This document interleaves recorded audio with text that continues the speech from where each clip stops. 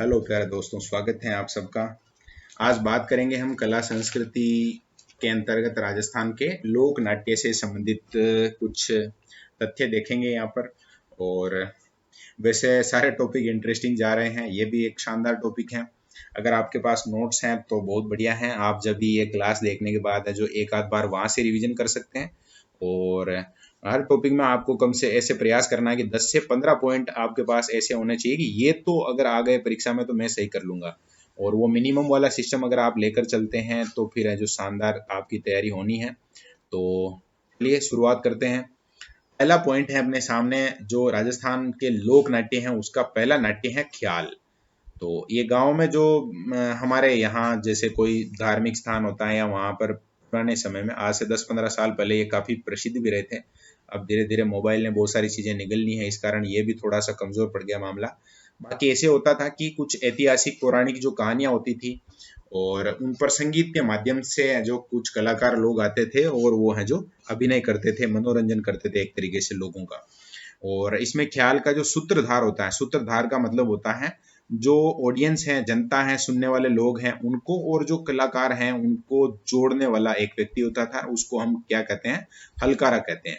अब यहाँ परीक्षा में क्या प्रश्न बनेगा कि ख्याल के सूत्रधार को क्या कहा जाता है, तो उसका उत्तर होगा हलकारा। और आगे, क्योंकि ख्याल के खूब सारे प्रकार हैं तो हमें बात करनी चाहिए।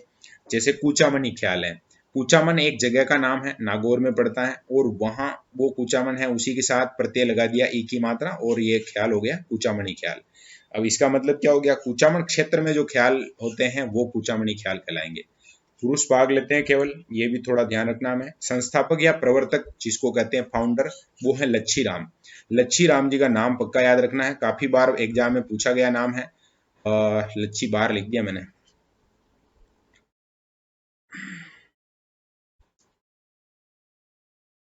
लच्छी राम है। और मैं भी ऐसे प्रयास कर रहा हूँ कि मैं अगर ये नाम लिखूंगा तो फिर थोड़ा सा ज़्यादा ध्यान जाएगा, लेकिन क्योंकि लिखने की प्रैक्टिस यहाँ मेरे जो पास जो राइटिंग पैड है उस पर कम है, इस कारण थोड़ी सी राइटिंग भी गड़बड़ जाती है और नाम भी उल्टा पुल्टा हो जाता है। कोई बात नहीं, अभी यहाँ अपने पास क्लियर कट लिखा हुआ है, लच्छी राम नाम पक्का याद रखना है, इसीलिए थोड़ा इसको टाइम भी दे रहे हैं। परीक्षा में ऐसे पूछा जाएगा कुचामनी ख्याल के प्रवर्तक कौन है, तो लच्छी राम जवाब देना है, या लच्छी राम जी द्वारा कौन सा ख्याल प्रवृत्त किया गया, तो कुचामनी ख्याल। दो तरीके से प्रश्न बन सकते हैं। अन्य मुख्य कलाकारों में उगमराज हैं। उगमराज मतलब एक कलाकार का नाम है, लच्छी राम के बाद जिन्होंने बढ़िया काम किया होगा इस फील्ड में। और किन कहानियों पर ये अभिनय करते हैं, तो मीरा मंगल हैं, राव रिडमल हैं, चांद नीलगिरी हैं। ये कुछ कहानियां हैं जिन पर है जो नाटक किया जाता है, ड्रामा किया जाता है। नेक्स्ट है जयपुरी ख्याल। तो जयपुरी ख्याल की जो सबसे मेन बात है वो है ये, महिलाएं भी इसमें भाग लेती हैं और नए प्रयोगों की संभावना रहती है। नए प्रयोगों की संभावना का मतलब ऐसे समझना है जैसे यहाँ पर जो पौराणिक और ऐतिहासिक नाटक ही है, अब यहाँ पर जैसे नए प्रयोग करने हैं तो आजकल का तात्कालिक या करंट जो मामले चल रहे हैं उनको भी इसमें शामिल कर दिया जाता है। जैसे बहुत सारे सामाजिक बुराइयां हैं जैसे, या और भी बहुत सारी चीजें जिनको दूर करने के लिए कुछ ऐसा नाटक होना चाहिए। तो जैसे नशे के खिलाफ जागरूकता का नाटक कर दिया, या दहेज जो प्रथा है उसके खिलाफ कोई एक कार्यक्रम रख लिया, तो ये नए प्रयोग की संभावना कहला सकती है। जयपुरी ख्याल के बारे में केवल ये ध्यान रखना है, महिलाएं भाग लेती हैं, नए प्रयोग की संभावना इसमें होती है। नेक्स्ट है अली बख्शी ख्याल। अब अली बख्शी हैं वो मुंडावर क्षेत्र अलवर के नवाब अली बख्श के समय शुरू हुआ था, इसी कारण से नाम हो गया अली बख्शी ख्याल। और इसके क्षेत्र का अगर नाम पूछ लेते हैं अली बख्शी का, तो ध्यान रखना है मुंडावर अलवर। और अली बख्श को अलवर का रसखान कहा जाता है। रसखान वैसे मूल रूप से अपने हिंदी साहित्य में जो कृष्ण भक्ति काव्यधारा के काफी महत्वपूर्ण कवि हुए हैं। और रसखान तो मतलब फेमस, क्या बहुत ही फेमस। तो इस कारण अली बख्श को अलवर का रसखान कहा जाता है। इसका मतलब एक तरीके से ये भी भक्ति भावना वाले व्यक्ति थे, ऐसा आपने याद रखना है। नेक्स्ट है शेखावटी ख्याल या चिड़ावी ख्याल। चिड़ावा कस्बे का नाम है, उसी के आधार पर चिड़ावी ख्याल बना। शेखावटी मतलब चूरू सीकर झुंझुनू। प्रवर्तक है नानू राम जी। शेखावटी ख्याल का प्रवर्तक कौन है, अगर इस तरह का प्रश्न आता है तो आंसर है नानू राम जी। और अन्य मुख्य कलाकारों में दुलिया राणा है जो कहाँ का है, चिड़ावा झुंझुनू का है। नेक्स्ट है हेला ख्याल। तो जोर जोर से बोलते हैं, इस कारण से उसको अपने यहाँ भी जैसे लोकेलिटी में सुना होगा, आवाज लगाना को हेला पाड़ना या हेला ऐसे कुछ कहते हैं, या डांटना भी हेला कहलाता है अपने। तो जोर जोर से बोल के जो नाटक किया जाता है, खेल किया जाता है, उसको हेला ख्याल कहते हैं। मुख्य क्षेत्र में लाल सोट है। जो लालसोट कहाँ किस जिले में पड़ता है, तो दौसा, और इसके अलावा सवाई माधोपुर जिला। और कौन सा वाद्य बजाते हैं, तो नौबत बजाते हैं, ये आपको ध्यान रखना है। और अभी हम बात कर रहे थे वो हेला ख्याल, लालसोट, सवाई माधोपुर, जोर जोर से बोलना, और मुख्य वाद्य में नौबत। आगे है ढप्पाली ख्याल। तो ढप्पाली ख्याल में वैसे ये जो वाद्य का नाम है डफ, उसी से थोड़ा सा बना हुआ है। मुख्य यंत्र डफ बजता है, इसको चंग भी कहते हैं। और भरतपुर के अलावा अलवर के लक्ष्मणगढ़ में है जो ये ख्याल किया जाता है, ढप्पाली ख्याल। कन्हैया ख्याल, कन्हैया ख्याल का जो मुख्य जो स्थान है वो है करौली, यानी कि करौली में है वो इसका जो मंचन किया जाता है, नाटक किया जाता है ये। और इसमें जो सूत्रधार होता है, वैसे ओवरऑल जो लोक नाट्य है उनके सूत्रधार को तो जैसे हलकारा कहते हैं, वो हम पढ़ के आए हैं। और कन्हैया ख्याल का जो हलकारा होता है, सूत्रधार होता है, उसको कहते हैं मेडिया। ये थोड़ा स्पेशल हो गया, इसको याद रखना है। भेंट के दंगल, बाड़ी और बसेड़ी ये धौलपुर के कस्बे हैं, और बाड़ी का तो युद्ध भी हम पढ़ के आए हैं, तो इसका मतलब याद रह जाएगा, ये धौलपुर में है। और यहाँ पर जो होते हैं दंगल होते हैं, एक तरीके से कुश्ती टाइप का कार्यक्रम मान लो। दंगल तो वैसे कुश्ती से जुड़ जाता है शब्द, लेकिन ये लोक नाट्य के अंतर्गत ही होता है, इसमें लोग नाटक करते हैं। नेक्स्ट है तुर्रा कलंगी, थोड़ी ज्यादा डिटेल है इसकी, और मेवाड़ में अगर होता है कोई तो फिर डिटेल होनी है। प्रवर्तक में आते हैं तुकनगीर और शाह अली। चंदेरी के राजा मेदिनी राय ने इनके अभिनय से खुश होकर इन्हें तुर्रा और कलंगी भेंट दिए थे, तभी से नाम क्या हो गया, तुर्रा कलंगी। सहेदू सिंह हमीद बेग ने इसे चित्तौड़ में लोकप्रिय किया। अपने यहाँ पर कहाँ फेमस है, राजस्थान में तो चित्तौड़ में लोकप्रिय है। और क्या कार्यक्रम होता है इसमें, ये भी बहुत अच्छे से दे रखा है अपने सामने, तो इसको देखते हैं। होता है इसमें है, दो पक्ष आपस में संवाद करते हैं, दो पार्टियां बन जाती हैं, एक पार्टी इधर है और एक पार्टी है जो इधर है। अब वो क्या करते हैं, संवाद करते हैं आपस में, यानी उनका मतलब कम्युनिकेशन होता है, कुछ डायलॉग ये पास करते हैं, कुछ डायलॉग ये आपस में बातचीत करते रहते हैं। और दोनों पक्षों के नाम, ये जो संवाद करते हैं उसको गम्मत कहा जाता है, यानी मैं जिसको डायलॉग शब्द बोल रहा हूँ, ये लोग हैं जो उसको क्या बोलते हैं, गम्मत। दो पक्ष होते हैं, एक पक्ष होता है शिव पक्ष, और एक पक्ष है जो इसका उल्टा होता है शिव पक्ष के अलावा पार्वती पक्ष। तो ये दोनों पक्ष आपको ध्यान रखने हैं। शिव पक्ष के झंडे का रंग भगवा होता है। शिव पक्ष के जो लोग हैं वो है जो कौन सा झंडा अपने पास रखते हैं, भगवा रखते हैं। और फिर जो पार्वती पक्ष के लोग हैं उनके पास जो ध्वज होता है, झंडा होता है, वो कौन सा होता है, हरा होता है। और एकमात्र लोक नाट्य जिसमें मंच की सजावट की जाती है। मंच की सजावट का मतलब ऐसे समझना है कि जैसे अपने स्कूलों वगैरह में कार्यक्रम होता है तो बहुत सारे ऐसे मतलब कि सजावट के कार्यक्रम किए जाते हैं, पहले ही रंगोली वगैरह बनाना है जो भी है, तो इस तरह से यहाँ पर जो मंच होता है उसकी बहुत अच्छी सजावट की जाती है। और एकमात्र लोक नाट्य जिसमें दर्शक भी भाग लेते हैं, क्योंकि ये जो नाम से ही पता चल रहा है कि भाई कम्युनिकेशन जैसी बात है, दो पक्षों की बात है, तो ज्यादा लोगों की आवश्यकता होती है। ज्यादा लोगों की आवश्यकता होती है तो इसमें किसको भी शामिल कर लिया जाता है, जो भी इंटरेस्टेड जो दर्शक होते हैं उनको भी बुला लिया जाता है। मुख्य कलाकारों में तीन नाम है, चेतराम है, ओंकार सिंह है और जयदयाल सोनी है। और क्षेत्रों में घोसुंडा और निम्बाहेड़ी, ये बावड़ी हमने पढ़ा था, जो दूसरी ईसा सदी पहले की वो क्या कहते हैं, वहां पर वो अपना अभिलेख लिखा हुआ है जिसमें भागवत या जो वैष्णव धर्म है उसकी जानकारी मिलती है, तो वही क्षेत्र है ये सेम वापस। और निम्बाहेड़ा दोनों क्षेत्र किस जिले में पड़ते हैं, तो चित्तौड़गढ़ में। तो ये अभी हम बात कर रहे थे तुर्रा कलंगी के बारे में। तुकनगीर शाह अली इसके फाउंडर है, प्रवर्तक है। चंदेरी के राजा द्वारा तुर्रा कलंगी दिया गया, इसी कारण इसका नाम तुर्रा कलंगी हो गया। शुरुआती दौर में सहेदू सिंह हमीद बेग ने इसको चित्तौड़ में लोकप्रिय किया था। दो पक्ष होते हैं, आपस में बात करते हैं, उसको गम्मत कहा जाता है। पक्षों के नाम शिव और पार्वती पक्ष हैं। शिव पक्ष वाले भगवा झंडा और पार्वती पक्ष वाले हरा झंडा लगाते हैं। और मंच की सजावट की जाती है, दर्शक भाग लेते हैं। चेतराम, ओंकार सिंह, जयदयाल सोनी है वो इसके मुख्य कलाकार हैं। गोसुंडा और निम्बाहेड़ा मुख्य स्थान है जहां पर ये नाटक किया जाता है। आगे बात कर रहे हैं हम नौटंकी के बारे में। तो नौटंकी भरतपुर में लोकप्रिय है, काफी लोकप्रिय है मतलब। और इसकी जो शैली है वो हाथरस शैली से प्रभावित है। पास में जैसे यूपी पड़ता है, भरतपुर करौली वाला जो क्षेत्र है उसके जस्ट इस साइड में यूपी है, तो यूपी की कुछ जो चीजें हैं उनका इफेक्ट इनके ऊपर रहेगा ही रहेगा। हाथरस शैली है सर, इसको प्रभावित करती है। 9 प्रकार के वाद्य यंत्रों का प्रयोग किया जाता है, महिला भी भाग लेती हैं, पुरुष दोनों भाग लेते हैं। प्रवर्तक कौन है, भूरीलाल जी, नाम याद होना चाहिए पक्का। नौटंकी के प्रवर्तक कौन है, भूरीलाल जी। खास तौर से लोकप्रिय कहाँ है, भरतपुर में, हाथरस शैली से ये प्रभावित है। और आगे हम बात कर रहे हैं, मुख्य कलाकार हैं गिरिराज प्रसाद। गिरिराज प्रसाद का नाम है वो किससे जुड़ा हुआ है, तो वो भी हमें पता होना चाहिए, वो है जो नौटंकी से जुड़ा हुआ है।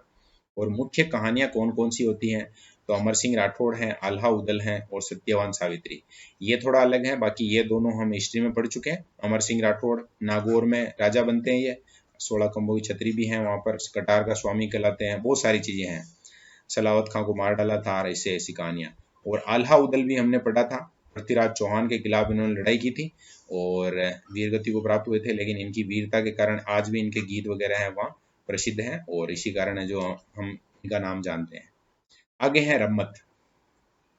तो रम्मत में जैसलमेर और बीकानेर क्षेत्र का नाम याद रखना है, यहाँ पर ये लोकप्रिय हैं। फाल्गुन शुक्ल अष्टमी से लेकर ये चतुर्दशी तक है वो ये लोक नाट्य किया जाता है रम्मत वाला। और रम्मत शुरुआत होती है तो बाबा रामदेव जी का भजन गाया जाता है, और शुरुआत ही इसकी जब हुई थी जैसलमेर में, तब इसके लिए काम कर रहे थे कवि तेज कवि, और इन्होंने एक शानदार पुस्तक की भी रचना की है, स्वतंत्र भावनी, और महात्मा गांधी को इन्होंने ये पुस्तक भेंट की थी, इस कारण से थोड़ा सा ये फेमस है, ये नाम ध्यान रखना है। तेज कवि ने अपने नाटकों में अंग्रेजी नीतियों का विरोध किया है, और अंग्रेजी नीतियों का मतलब अंग्रेज जैसे अत्याचार करते थे तो उनके खिलाफ उन्होंने आवाज उठाई थी। बीकानेर में पुष्करणा ब्राह्मणों द्वारा रम्मत का आयोजन है वो पाटों पर किया जाता है। आप कुछ को लग रहा होगा पाटों पर का मतलब क्या है, तो एक तरीके से जो समतल जमीन है उससे थोड़ा सा ऊपर मंच बनाया जाता है, वहाँ लकड़ी के पट्टे लगा दिए जाता है, पाटे जिनको कहा जाता है। यहाँ पर जो मीनिंग है वो समझ लेना, यहाँ जो है वो दर्शक वगैरह बैठ जाएंगे, और यहाँ जब भी नाटक होता रहेगा तो उसको लोग बाग जो आराम से देख पाएंगे। इस तरह से यहाँ मतलब थोड़ा ऊंचे स्थान पर मंचन होता है, ये यहाँ पर कहने का मूल तात्पर्य है। आचार्यों का चौक, अमर सिंह राठौड़ की रम्मत फेमस है। 12 गुआड़, ये अलग अलग बीकानेर में जो जगह है उनका नाम है। हेड़ाऊ मेरी की रम्मत यहाँ की फेमस है, जवाहरलाल जी ने प्रारंभ किया था, जवाहरलाल नेहरू नहीं है, यहाँ और अलग कलाकार हैं, उसका नाम है जवाहरलाल। और बीकानेर में जो रम्मत के मुख्य कलाकार हैं उसमें फागू महाराज, सुआ महाराज, मनीराम व्यास और तुलसीदास। ये आपको थोड़ा सा ध्यान रखना, व्यास और ये शब्द आ रहे हैं तो यहाँ ये समझ ही सकते हैं, क्योंकि यहाँ जो मेन है जो आयोजन करता है वो पुष्करणा ब्राह्मण है। आगे बात कर रहे हैं हम तमाशा। तो तमाशा शब्द जरूर सुना होगा, नेगेटिव वे में सुना होगा, ज्यादातर कोई ऐसे बातचीत करता है तो हम कहते हैं ना कि ज्यादा तमाशा बना रखा है, क्या तमाशा लगा रखा है, इस तरह से। हालांकि तमाशा है वो महाराष्ट्र का एक लोक नाट्य है, सवाई प्रताप सिंह के समय अपने जयपुर में प्रसिद्ध हुआ था, और बंशीधर भट्ट हैं वो पहली बार है जो महाराष्ट्र से यहाँ आते हैं और इसकी शुरुआत करते हैं। खुले मैदान में तमाशा का आयोजन होता है जिसे क्या कहा जाता है, अखाड़ा कहा जाता है। वैसे अखाड़ा का मतलब कुश्ती के लिए जो जगह होती है वो होती है, लेकिन यहाँ पर जहाँ तमाशा आयोजित होता है उसको भी अखाड़ा कहा जाता है। जयपुर की प्रसिद्ध नृत्यांगना गौहर जान है वो तमाशा में भाग लेती थी। यानी कौन से लोक नाट्य के लिए प्रसिद्ध हैं, जानी जाती हैं गौहर जान, तो तमाशा के लिए। और ये तमाशा में जो मुख्य कहानियां होती हैं वो होती हैं जुट्ठन मियाँ का तमाशा, जोगी जोगन का तमाशा। कुल मिला के नाटक होता है, लोक नाट्य है ये। मुख्य कलाकारों में गोपी जी भट्ट का नाम याद रखना है। कुल मिला के गोपी जी क्या करते हैं, तो क्या करते हैं, तमाशा करते हैं, इस तरह से याद रख लेना। और नेक्स्ट है गौरी, राजस्थान का मेवाड़ में प्रचलित सबसे प्राचीन लोक नाट्य। अब ये प्रश्न है जो सबसे मोस्ट है, राजस्थान का सबसे प्राचीन लोक नाट्य कौन सा है, तो गौरी है एक सबसे इंपॉर्टेंट। अब तक के जितने हमने बातें पढ़ी हैं बहुत सारी मोस्ट बातें थी, लेकिन उनमें पहले प्रायोरिटी पर ये है जो पॉइंट आएगा। अगर एग्जाम में प्रश्न आ जाता है कि राजस्थान का सबसे प्राचीन लोक नाट्य कौन सा है, तो गौरी है। गौरी का अलग नाम भी आता है, कुछ जगह इसको रई नाचना भी कहते हैं, रई नाचना, या केवल रई शब्द भी आता है, तो ये ध्यान रखना, रई या राई, इस तरह भी शब्द आता है। और रेप सीट नहीं है इसका मतलब, ये आपको ध्यान रखना है। मेरू लोक नाट्य कहा जाता है। मेरू लोक नाट्य का मतलब जितने लोक नाट्य हैं उसका एक तरीके से ये मेन लोक नाट्य होता है। यह मेवाड़ के भीलों का धार्मिक लोक नाट्य है। धार्मिक लोक नाट्य का मतलब हो गया धार्मिक मान्यताएं हैं जो इसमें शामिल रहती है। रक्षाबंधन के अगले दिन से शुरू होकर ये 40 दिन तक चलता रहता है। ये भी एक महत्वपूर्ण बात कही जा सकती है, राखी के अगले दिन से इसकी शुरुआत होती है और कितने दिन तक चलता है, ये 40 दिन तक चलता है। केवल पुरुष भाग लेते हैं, महिलाएं भाग नहीं लेती हैं, ये भी याद रखना है। मांदल थाली इसमें प्रमुख वाद्य हैं जो बजते हैं। मांदल एक वाद्य का नाम है, ढोलक जैसा होता है, और उसके अलावा है जो थाली बजती है। थाली तो जान रहे हैं, कोई समस्या वाली बात नहीं है। और ये लोक नाट्य हैं वो किस पर आधारित हैं, क्या कहानी है इसकी, तो शिव भस्मासुर की जो कहानी है उस पर ये आधारित है। शिव भस्मासुर की कहानी आपने सुनी होगी कि एक बार जब भस्मासुर है वो भगवान शिव की बहुत ज्यादा आराधना करता है, तपस्या करता है, तो उस समय भगवान शिव आशुतोष हैं, जल्दी प्रसन्न होते हैं, प्रसन्न हो जाते हैं। और भस्मासुर है वो वरदान मांगता है तो उसको ऐसा वरदान दे देते हैं जो उसकी बुद्धि के लायक नहीं था। बहुत सी बार ऐसे होता है, कुछ चीजें हैं जो गलत लोगों के हाथ में आ जाती हैं, जिनकी मानसिकता गलत होती है, तो उसका गलत फायदा उठा सकते हैं, और यही यहाँ हो जाता है। और होता क्या है वास्तव में, भस्मासुर को एक कड़ा या ऐसा कुछ देते हैं, और फिर उसमें आशीर्वाद वरदान ये होता है कि वो व्यक्ति अगर किसी व्यक्ति के सिर के ऊपर उसको घुमा देता है, तो वो व्यक्ति भस्म हो जाएगा। शायद नाम भी भस्मासुर इसी कारण पड़ा होगा। अब वो जैसे ही उसको प्राप्त करता है, वो शिव जी के ही पीछे हो लेता है, भाई आपके ही घुमा देता हूँ और कहानी खत्म कर देता हूँ। तो फिर शिव जी हैं वो भगवान विष्णु के पास जाते हैं, फिर उसका सॉल्यूशन निकलता है। वो एक डांस वाली कहानी अगर आपने सुनी है तो, वो जो मोहिनी रूप धारण करके वो डांस में एक ऐसा स्टेप करते हैं जिसमें खुद के ही सिर के ऊपर है जो उसको हाथ को घुमाते हैं, और यही गलती है जो फिर भस्मासुर, क्योंकि दिमाग तो है नहीं तभी ऐसा काम कर रहा है, तो ये भी खुद के ऊपर घुमाता है और खुद भस्म हो जाता है। ऐसी कहानी है जो ये 40 दिन तक चलती रहती है। इसमें शिव को राई बुढ़िया तथा पार्वती को गौरी कहा जाता है। तो राई बुढ़िया का मतलब आपको समझना है, शिव का प्रतीकात्मक रूप से यहाँ राई बुढ़िया है वो अभिनय है, इसके रूप में अभिनय किया जाता है, और गौरी के रूप में है जो माता पार्वती का अभिनय किया जाता है। सूत्रधार, देखो सबसे पहले हमने हरकारा देखा था, उसके बाद मेड़िया जो कन्हैया ख्याल है करौली का उसमें, और यहाँ आया है कुटकुड़िया, तो ये भी ध्यान रखना है। सूत्रधार का मतलब मैंने बताया था, दर्शकों और जो नाटक के कलाकार हैं उनके बीच में मध्यस्थता का काम करने वाला जो व्यक्ति होता है उसको कहते हैं कुटकुड़िया। यहाँ पर शुरू में हमने देखा था जैसे लोक नाट्य है उसमें हरकारा शब्द आया था और मेड़िया आया था कन्हैया ख्याल में।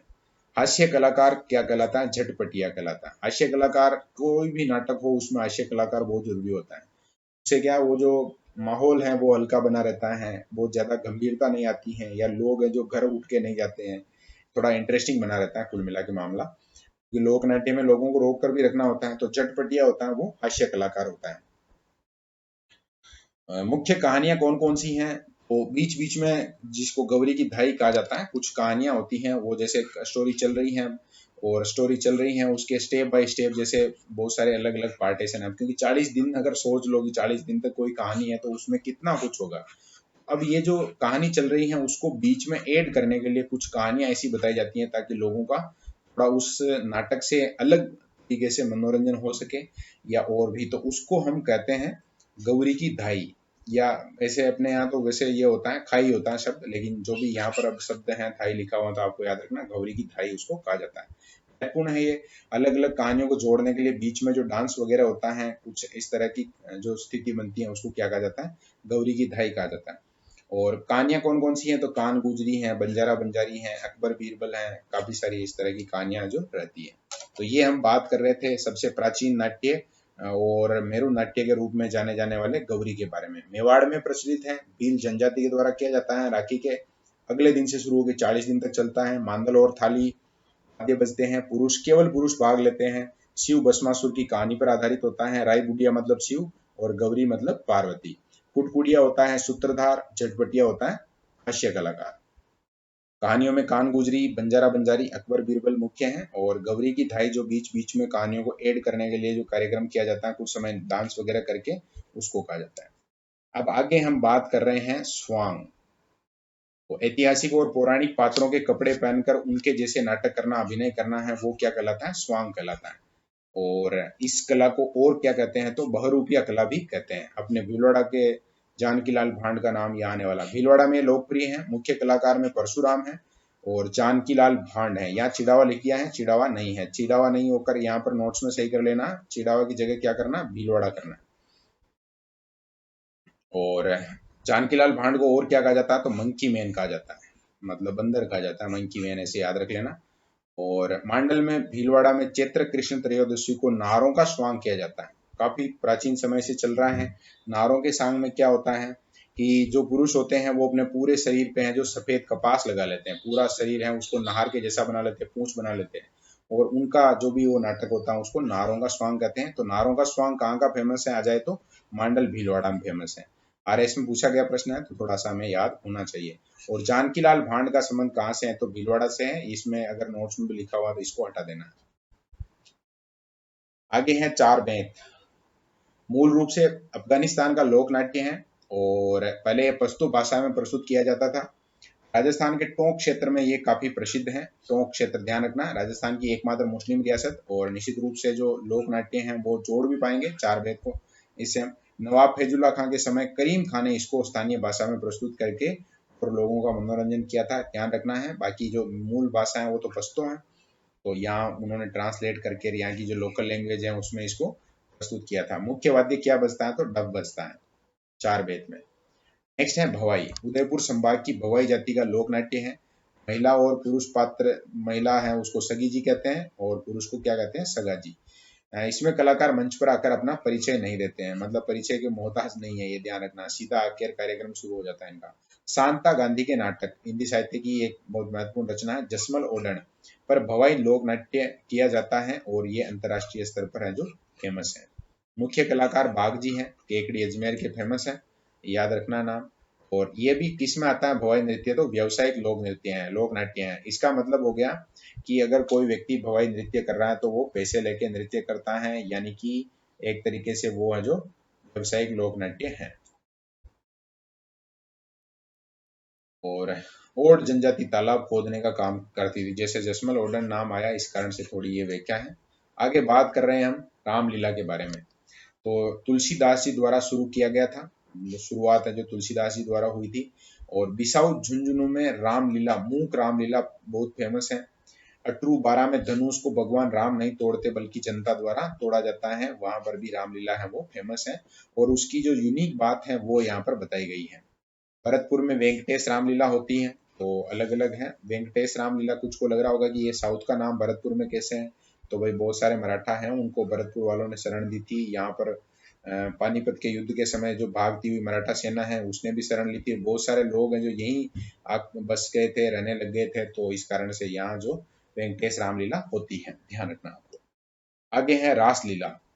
तो रासलीला वल्लभाचार्य जी द्वारा शुरू की गई थी और इसके जो केंद्र हैं वो कहाँ कहाँ है? तो भरतपुर का कामा है, मदन मोहन जी मंदिर आपने पढ़ा होगा वल्लभ संप्रदाय का, और फुलेरा जयपुर जो सबसे बड़ा जंक्शन भी है, उस हिसाब से भी याद रख सकते हैं। और रासलीला के लिए भी फेमस है। नेक्स्ट है सनकादिक लीला। तो सनकादिक लीला है वो कहाँ की फेमस है? अपने राजस्थान में चित्तौड़ के, मतलब वही गोसुंडी बावड़ी वाला नाम, जगह का नाम है एक गोसुंडा, और इसके अलावा बस्सी चित्तौड़गढ़, दोनों ही चित्तौड़गढ़ में है। और यहाँ कौन सी लीला फेमस है? तो सनकादिक लीला फेमस है। नेक्स्ट है गौर लीला। ये हमने गरासिया जनजाति में एक डांस का नाम भी पढ़ा था, गौर, और गणगौर के अवसर पर किया जाता है। यहाँ गौर लीला है वो गरासिया जनजाति द्वारा कहाँ पर? आबू क्षेत्र में, सिरोही के आबू क्षेत्र में इसका आयोजन किया जाता है। और ये हम अभी बात कर रहे थे, अपना टॉपिक था लोक नाट्य वाला। तो 20-22 मिनट का मतलब देख सकते हैं आप, पूरा कंसंट्रेशन के साथ अगर आपने देखा है तो बहुत सारी चीजें हैं उसमें क्लियरिटी आई होगी निश्चित रूप से। थोड़ा सा चेक करते हैं बुलेट नोट्स। कुछ बुलेट नोट्स भी अपने पास अवेलेबल हैं राजस्थान के लोक नाट्य के, तो देख लेते हैं। जैसे वो सेम रिवीजन है वापस, कोई ऐसा मतलब अलग बात नहीं है, केवल रिवीजन और नोट्स बनाने का, जो शॉर्ट नोट्स बनाने का तरीका है वो हम यहाँ देख रहे हैं, डिस्कस कर रहे हैं। केवल ऐतिहासिक पौराणिक कहानियां, उनको लेकर जो नाटक किया जाता है उसको ख्याल कहते हैं। संगीतबद्ध अभिनय होता है, मतलब म्यूजिक भी होता है और जो बातें वगैरह होती है। सूत्रकार होता है, उसको क्या कहते हैं? अभी हम देख के आए हैं, हलकारा कहते हैं। सबसे पहले शुरुआत होती है कुचामणी ख्याल से, तो नागौर का कुचामणी क्षेत्र फेमस है। प्रवर्तक कौन है? लच्छीराम जी है। अन्य कलाकार कौन है? उगमराज हैं। और केवल पुरुष हैं वो इसमें भाग लेते हैं। ओपेरा शैली इसमें उपयोग की जाती है, मूल रूप से जो पाश्चात्य देशों की शैली है उसका उपयोग इसमें किया जाता है। नेक्स्ट है जयपुरी ख्याल। तो गुणीजन खाना के कलाकार जो प्रताप सिंह के समय, और महिलाएं शामिल होती हैं इसमें। हमने अभी एक नाम भी देखा था, गोहर तमाशा में आई थी, लेकिन यहाँ पर जो जयपुरी ख्याल है वो भी लगभग उसी टाइप का है, क्योंकि यहाँ पर महिलाएं अभी भाग लेती हैं। नेक्स्ट है शेखावटी ख्याल। तो शेखावटी ख्याल है जो चिड़ावा क्षेत्र में फेमस है।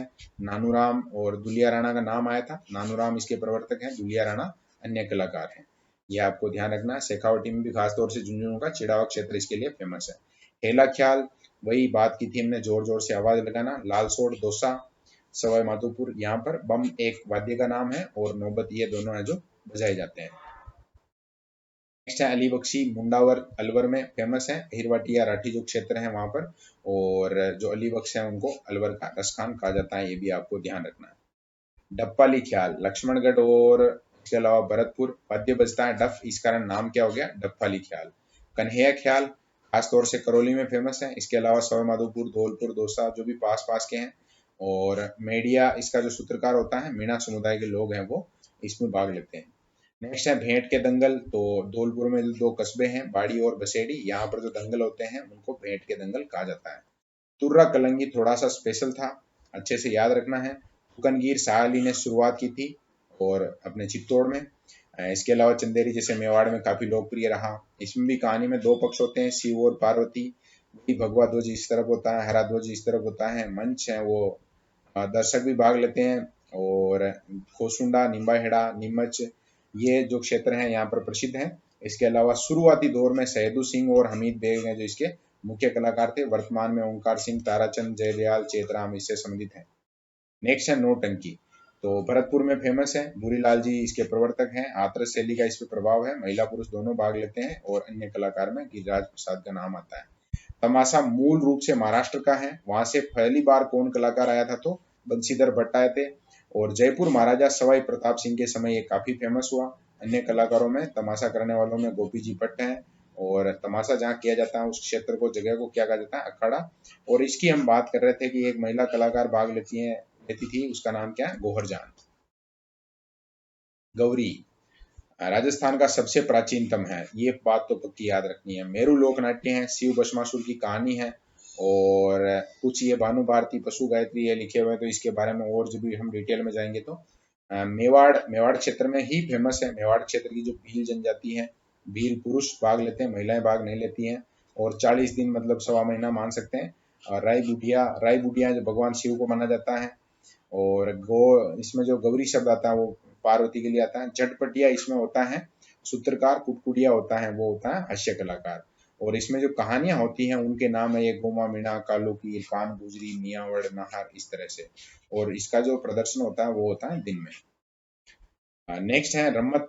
तो रम्मत का आयोजन बीकानेर जैसलमेर क्षेत्र में श्रावण और होली के अवसर पर रामदेव जी के भजन से शुरुआत होती है। चौमासा, लावणी, गणपति वंदना, या इसका काव्य कह सकते हैं, या एक तरीके से जो संगीत वगैरह होता है वो।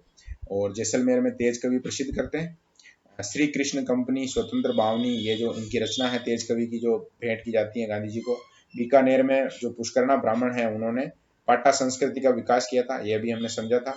अमर सिंह राठौड़, चौबेले नौटंकी, जमुना दास, हेड़ाओ मेरी, ये अन्य कहानियां हैं उनका। और ये कलाकारों के नाम भी हैं, फागू सुआ, तुलसीदास, मणिराम व्यास। भवाई बागजी केकड़ी प्रमुख कलाकार हैं, उदयपुर संभाग की भवाई जनजाति द्वारा किया जाता है। और इसमें जो पुरुष और महिला हैं उनको सगाजी सगीजी कहा जाता है, परिचय नहीं देते हैं, सीधा जो अभिनय करते हैं। शांता गांधी का जसमन ओडन है, इस पर भवाई नृत्य किया जाता है। बहुरूपिया कला क्या कहलाती है, स्वांग कहलाती है। मांडल में नारों का स्वांग फेमस है। चैत्र कृष्ण त्रयोदशी शाहजहां के काल से है जो ये चला जा रहा है। और परशुराम और जानकीलाल भांड भीलवाड़ा, मंकी मैन जिनको कहा जाता है, वो इसके प्रसिद्ध कलाकार हैं।